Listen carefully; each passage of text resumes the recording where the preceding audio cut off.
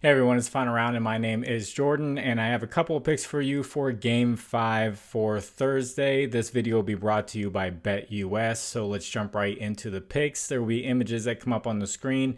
Those will be from a data app called Outlier. There will be a link in the description that'll give you a 7-day free trial for Outlier.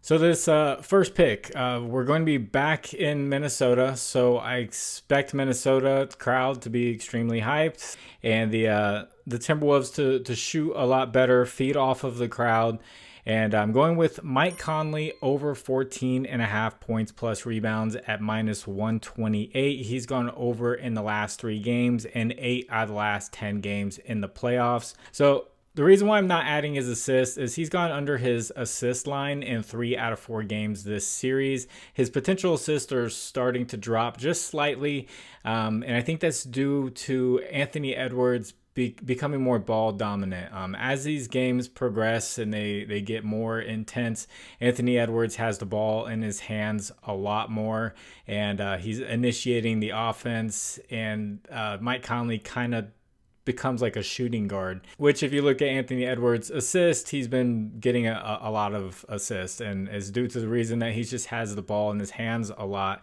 So Mike Conley has been able to just knock down some clutch shots, get some good clutch layups in these games. And playing at home in an elimination game, I expect someone like Mike Conley, the veteran, to kind of step up and knock down those big shots when they need to be knocked down.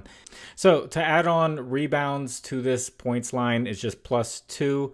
He's been getting it done. So we need 2 rebounds for him to break even, and then anything over that will help out the points line. And he's getting a little over 5 rebound chances a game in this series. So if we get a little bit less than half, then we're just breaking even. And if we get a little bit more than half, then we're helping out the lines. That's the logic behind putting the rebounds with the points. But he's been shooting well the past 3 games. His minutes have actually been kind of stable around 32 to 35 minutes. And in the past 3 games, he shot 50%, 55%, and then 56%. Definitely one of the more consistent players for the Timberwolves when it comes to shooting. So looking for Mike Conley to get some boards and step up and be that veteran guy who knocks down some big shots in a big game to try to stay alive in this series.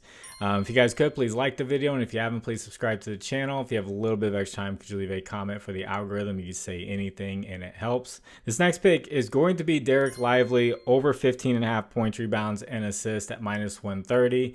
Obviously, he was kicked in the back of the head, missed the rest of that game, and then he missed the next game. I doubt he's going to be on any type of minutes restriction. If you're going to be on a minutes restriction, then why even put him out there and risk anything? So he should be full go. There was no concussion or anything like that. Probably just going to have a sore neck. I don't think that's going to affect his play or anything. He doesn't really shoot jump shots. He just gets a lot of dunks, a lot of rebounds. So he went over this line in the first 2 games by a large margin. And then in the game he got hurt, he had 11 points, rebounds, and assists in just 9.5 minutes. And in those first 2 games, he was averaging a consistent like 26.5 minutes, so 27 minutes. So if you take that 9 minutes and multiply it by 3, he was on pace for almost 33 points, rebounds, and assists in that game before he got hurt, which would more than double this line. I know it's pretty crazy, but he's actually shooting 100% in this series. Every single shot that he has taken, he has made, because I don't think that they're jump shots. They're all dunks. Every single one of them is just a dunk. We've seen Daniel Gafford, over the past couple of games with him not there, still get those dunks. That's going to be Dereck Lively getting those dunks. So I still like having the points in there. And when it comes to rebound chances, he's averaging 18.5 rebound chances over those first 2 games. So you cut that in half and you're looking at around 9 rebound chances. And another big part of his game, when they do the pick and roll, the Timberwolves do something called blitzing towards Luka Doncic. So they'll send both guys towards Luka to force him to pass it to whoever set the screen, which is normally a center, which is normally Dereck Lively or Daniel Gafford. If they really wanted to switch things up, they could have Kyrie come set a screen and they won't blitz him anymore. When he dumps it off, Dereck Lively's kind of wide open at the free throw line, and what they hope for is for him to try to take it to the basket and take a bad shot or something like that. But Lively's better than Gafford at finding the guys on the wings if anyone decides to crash down and someone gets open. So he's been getting a decent amount of assists in these games as well. It's been averaging around 4.5 potential assists. So even if you want to cut that in half, you have 2. So just potential rebounds and assists alone. So you just need a couple dunks to go over this. I like Derek Lively in this game. He's definitely been a big help, and I think he's the better center of the two, at least in this series. For the Mavericks. And I also would like to shout out BetUS. They do a deposit match, 125% for the first 3 deposits up to $2,500. Pretty crazy deposit match. There'll be links in the description and the pinned comment if you would like to check them out. So I kind of hope this isn't the last game before the finals, but if it is, then there's going to be about a week off.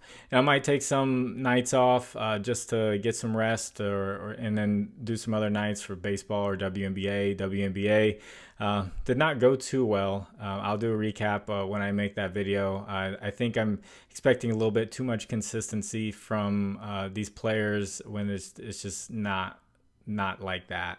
And then as far as this series goes, they said the stat that the Timberwolves have led with 5 minutes left in every single game. They've just blown 3 of them. So maybe they can make it to game 6. They clearly have the team to do it. It's just, I think the main guy who has to step up is obviously Karl-Anthony Towns. When he has a good game, they're a lot better. Things get spread out more. My thinking is, since he did knock down a few threes in that last game, that he's going to go right back to just chucking up a lot of threes because he was attacking the basket early, and then he went outside and was knocking down those threes.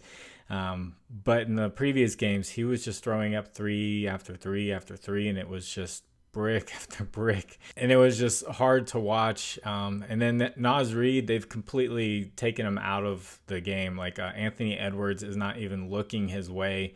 He's getting just a few 3-point attempts now. So I did think potentially, because it's at even money, maybe take Naz Reid's 1.5 3-pointers made at home because that's where he was knocking them all down. But he would need to get the ball, and Anthony Edwards has become every single game more ball dominant. And when he puts his head down, he rarely will try to kick it out to someone else. Like, he just doesn't have that type of court vision. I know he's getting a lot of assists, but that's just because he has the ball in his hands so much. I was considering assist for Anthony Edwards, but the payout wasn't too great. Or just rebounds alone for Anthony Edwards, but the payout wasn't too great. So there's rebounds, assist. You could potentially combine. I think that's a solid play, but I wish I could get just one of those by themselves. But anyway, I'm going to get this edited and get it out to you. God bless you all. It's Final Round. My name is Jordan. I will catch you on the next one. Bye.